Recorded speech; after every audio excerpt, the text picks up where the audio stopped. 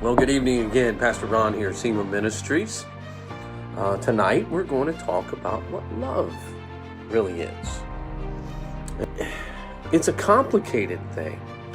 Anybody who's been on this earth for more than, probably 14 years, have realized that there's something to love that is it's not quite graspable, if you will. I don't even know if that's a real word, but I think you understand what I mean. So we're going to delve into this a little bit and try to see what love really is.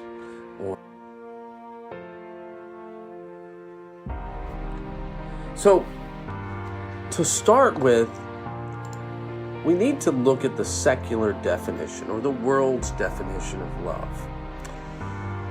Dictionary.com's definition of love. All right. It's a noun, allegedly. A noun, a profoundly tender, passionate affection for another person. Okay. A feeling of warm personal attachment or deep affection as for a parent, child, or friend. 3, sexual passion or desire. If it's the verb, to have love or affection for, and by the way, I cannot stand when dictionaries use the word that they're defining in their definition.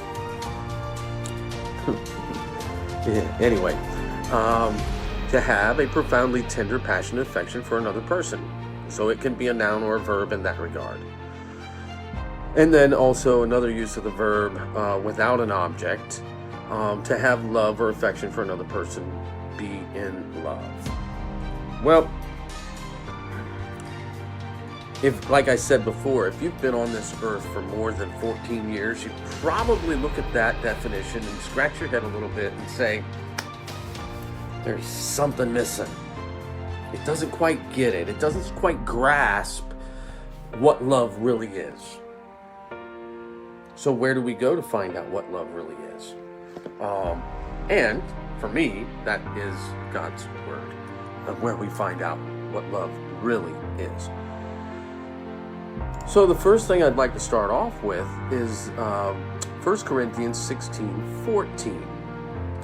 And predicated on translation, there's some varying wording to it, but in the ESV, it says, and this is 1 Corinthians 16, verse 14. Let all that you do be done in love. Okay. Well, according to the secular definition,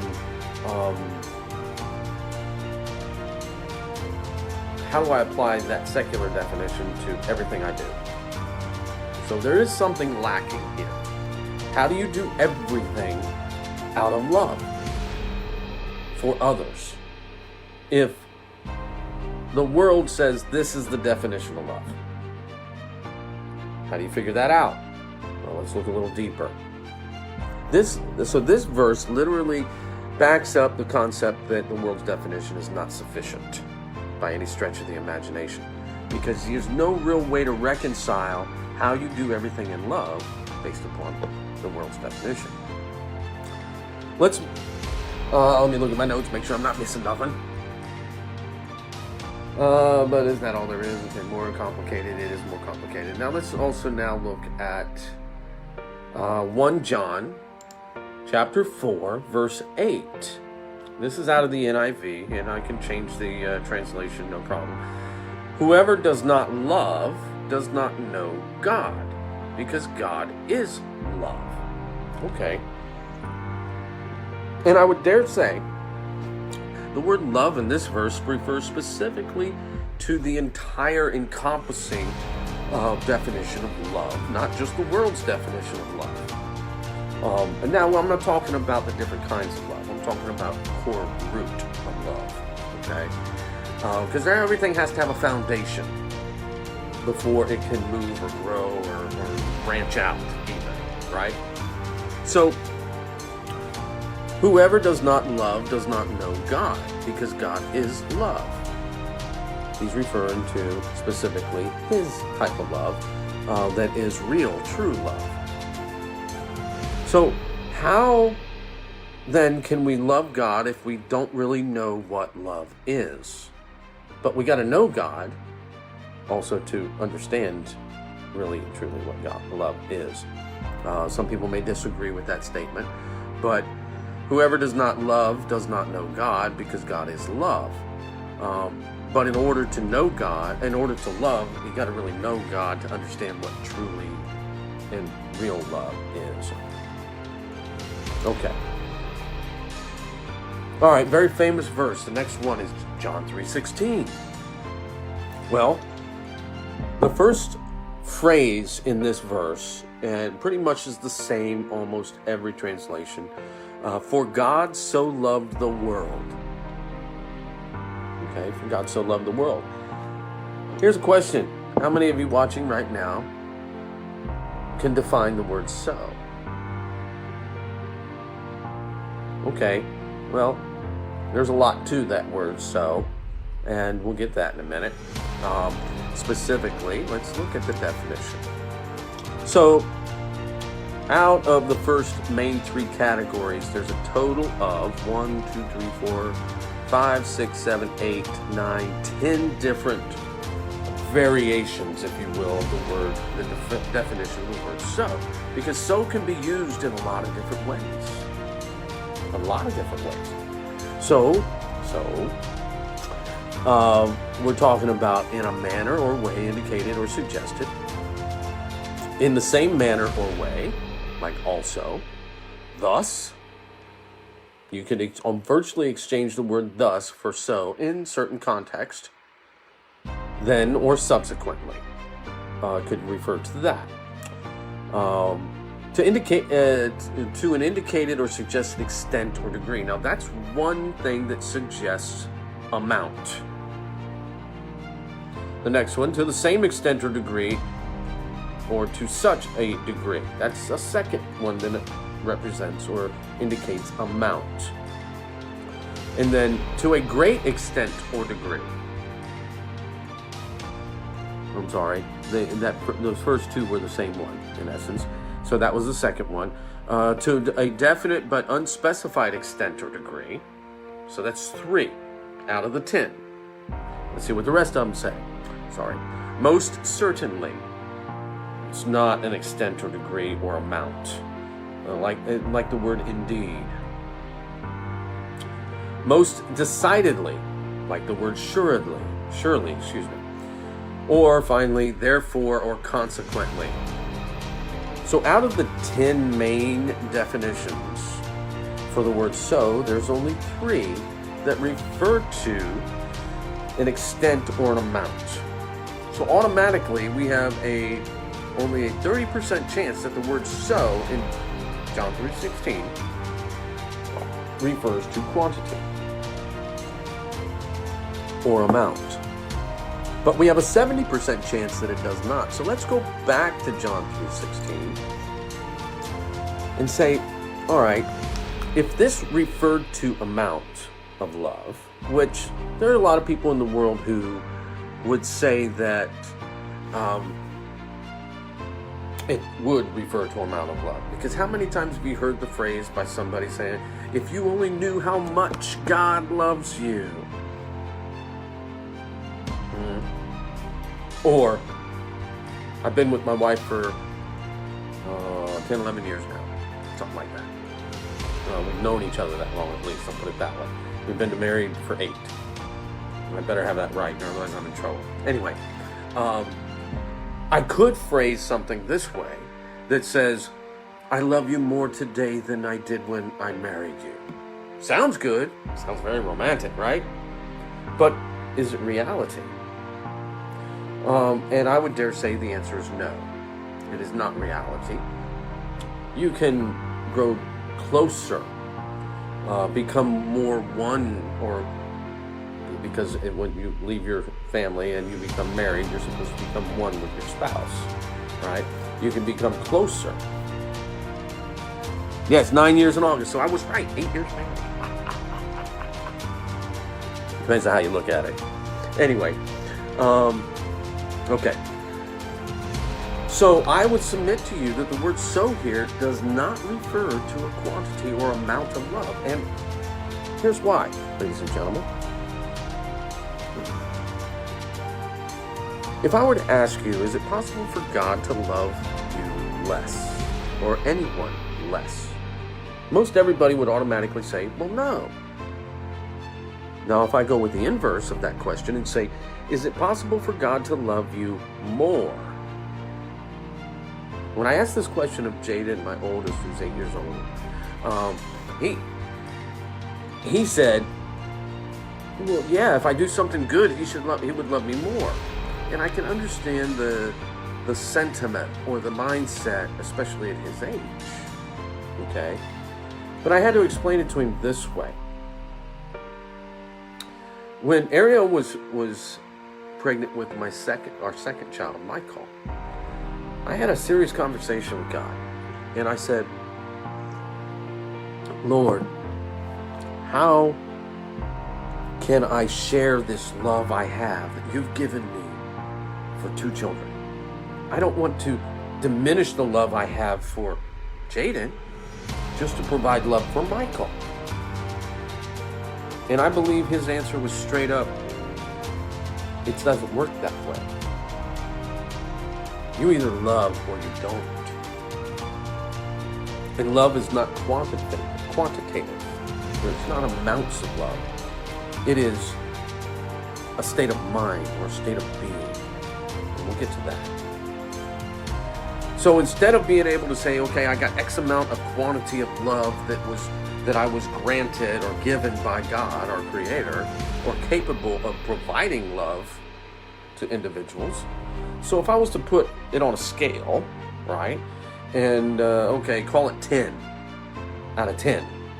That was the amount of love I was given, right, in order for me to give. Well, if that's the case, okay, I can love Jayden with a 10. But then when Michael came along, I still only have 10. What do I do with that? How do I get more love? How do I get another 10? It doesn't work that way. And I can't then just only give 5s to each of my sons. And then when the third son came, now I'm on 3.333333. Doesn't work that way. Same thing applies to the core root of love in general. So there's the word again. In John 3:16, you could literally change the first phrase around to say something to the effect of, because God loved the world. Or, God loved the world, therefore. Now, the reason why this word so is in here really implies the imminence or importance of his love. That he gave his only son. One and only son, only begotten son, depending on translation, right? That whosoever believes in him shall not perish, but have eternal life. It says in John chapter 13, and it's verses 34 through 35. Scroll to it. A new command I give you, love one another as I have loved you. So you must love one another. By this, everyone will know that you are my disciples if you love one another. The word if in there is a qualifier of your choice. If I choose to love, as opposed to choose not to love, this tells me that literally I can make a determination whether I want to love or not love anybody. And by the way, if I just throw the word around a lot, because I've been to churches, right, where a lot of people will say, I love you, brother, I love you, sister. But guess what? You never hear from them. Crickets. Nothing. Nada. You don't hear anything. But if I love somebody, shouldn't I have an interest in being a part of their lives? Being around them? Spend time with them? Yeah. Same thing applies if I love God. If I love God, I should automatically have an interest to spend time with Him in His Word, in prayer.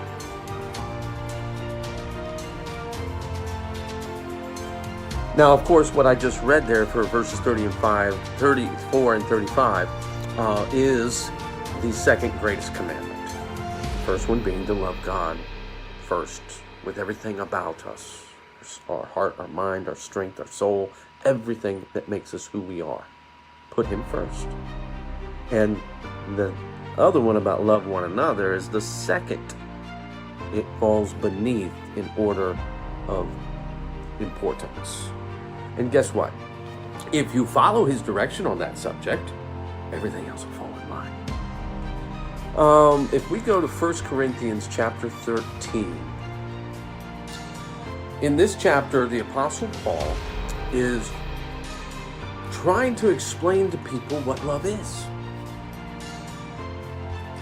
But he had a little bit of a flaw here, or a problem here. It wasn't a flaw. His problem was he could only describe love. He couldn't actually define it. Okay, so let's start reading here. And he starts off with the first verses about the importance of love. And I'll go ahead and read those. This is out of the NIV. If I speak in tongues of men or of angels, but do not have love, I am only the resounding gong or a clanging cymbal. If I have the gift of prophecy and can fathom all mysteries and all knowledge, and if I have a faith that can move mountains, but do not have love, I am nothing. If I give all I possess to the poor and give over my body to hardship, that I may boast, but do not have love, I gain nothing. Verse 4, love is patient, love is kind. It does not envy, it does not boast, it is not proud, it does not dishonor others, it is not self-seeking, it is not easily angered. It keeps no record of wrongs. In other words, you automatically forgive those who you love, provided you know that they didn't do something that was intentional to harm you or hurt you in any way. Keeps no record of wrongs. Love does not delight in evil, but rejoices with the truth. It always protects, always trusts, always hopes, always perseveres. Love. So love never fails. In those 4 verses, 4 through 8, actually 5, 4 through 8, the Apostle Paul could only describe it. He didn't really define it. He could tell you what love is not for certain, but what love, and the good attributes of love. But he couldn't really define it. Only a description. But now understand who the Apostle Paul was. The Apostle Paul was a very learned, educated man before he found Christ, or Christ found him, more like it. He was poised to be a major part of the Jewish leadership and the Pharisees and Sadducees. He probably would have been close at some point to being a high priest. But God had other plans. So he was very learned, very educated. He spoke multiple languages, right? And he is attributed to writing, through inspiration, 13, if not 14 books of the New Testament.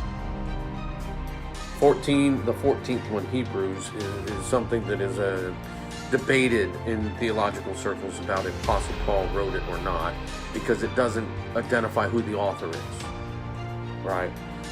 But the literary style lends itself to possibly the Apostle Paul. Can't confirm or deny. Okay. But beyond that, he also, in his 13 books of the New Testament, mostly letters, okay, to churches, established protocol of how a typical church service would operate today. Back then in the early church as well as today.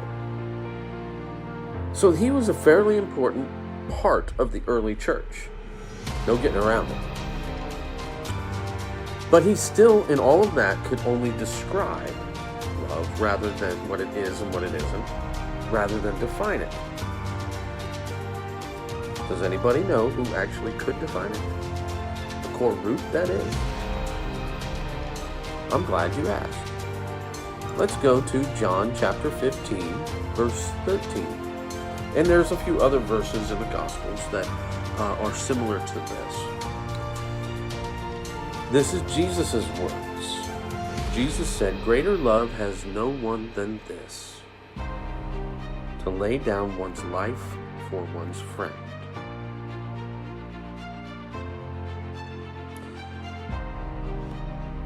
So, there's that word again. If I'm willing, and I can honestly state without hesitation or reservation, that I would be willing to give my life for somebody if it were necessary, then I can really state that I love them. Now, having stated that, how many people can you say that about? And it's deep, because our God tells us to love one another, right? Love Him first. So that means, literally, if there's no greater love than this than to lay down your life for another, then guess what? If somebody's got a gun to my head and tells me to renounce Christ, well, otherwise they're going to pull the trigger. If I love Him, I won't renounce Him. Love one another, that also means that I'm willing to give my life for anybody who I say I love. Now, in practice, can I display love or show love or compassion to others? Absolutely. That doesn't necessarily mean that I truly love them. This is a hard one, and it's a big self-check for a lot of people. I want to serve God. I want to honor Him. I want to obey Him. I want to love Him, right? So it's the nosy neighbor that lives down the street who always gets on my nerves. I'm supposed to love her. And God's love, right? Which means I need to be willing to lay down my life for her if it were necessary. Even though she gets under my skin, drives me crazy, whatever. Okay? Or the adversary you have on Facebook, that there's constant arguments back and forth about whatever, politics, whatever.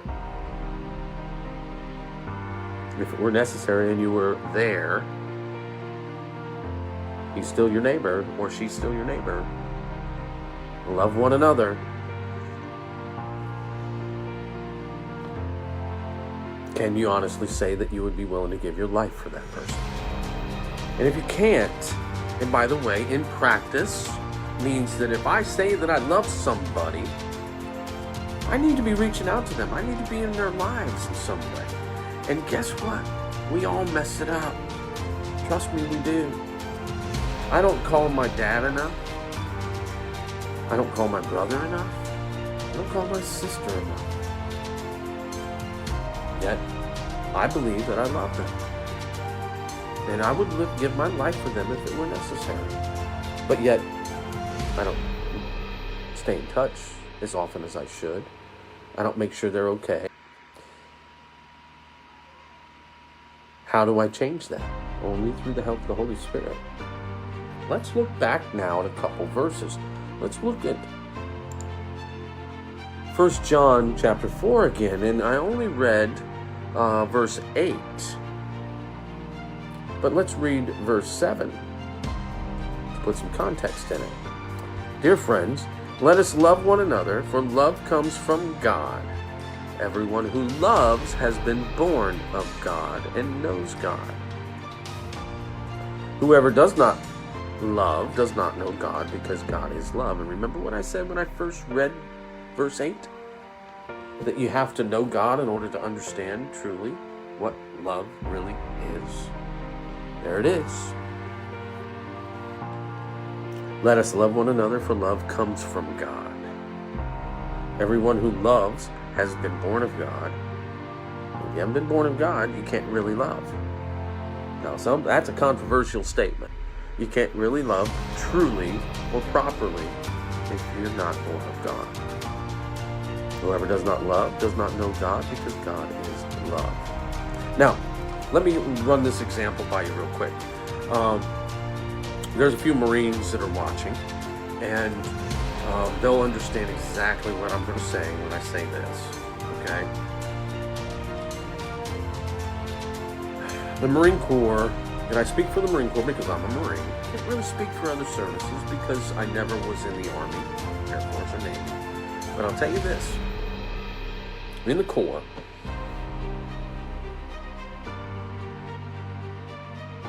in combat, you know that the Marine next to you would give their life for you if it were necessary. They prefer not to. No, that's true. Michael, thank you for joining us. But they would give their life if necessary for you, and vice versa. And it goes the other way. I would give my life for the Marines that are right beside me and the Marines that are all around me if it were necessary. Let's now look at John 14:15. There's also a few different verses about this, the same statement in essence in the gospel, in different gospels. This one says, "If you love me, keep my commands." So Jesus went on to say, if you love, you got to be willing to give your life for a friend. Okay? But now he adds to it in this statement that says, if you love me, in practice, you will keep my commands, or it's also worded as you will obey me. So if I love him, I will choose to obey him. What a concept. What a concept. So Jesus is the only one who defined love. You're willing to give your life for somebody. And by the way, if you love them, you're going to want to honor them automatically. Treat them with respect. Serve them. And in his case specifically, you'll obey him. Ladies and gentlemen, let me leave you with this final verse in Colossians 3:14. And it's very apropos for today. And over all these virtues, put on love, which binds them all together in perfect unity. Why is that apropos for today? There's a lot of hate that's going around right now. A lot of dissension. If everybody, like I said last night, would just esteem others as being higher or better than themselves, and actually learn true godly love and apply it as best they can in their lives. Put on love, which binds them all together in perfect unity. Yeah, we can become united again. All it takes is some effort, a little bit of trust. Got to try to trust each other to begin with so we can get something done and fix some issues, right? In the meantime, what is love really, ultimately? Love is not the world's definition by any stretch of the imagination. There are different kinds of love, which we didn't talk about, and it was not the point of this video. The core root of love is not quantitative. There's not amounts of the core root of love. It is qualitative, if you will. You either love or you don't. You choose to love. Now, that doesn't mean that emotions can't go along with it, but you choose to love. And there's no greater love than if somebody was to lay down their life for a friend.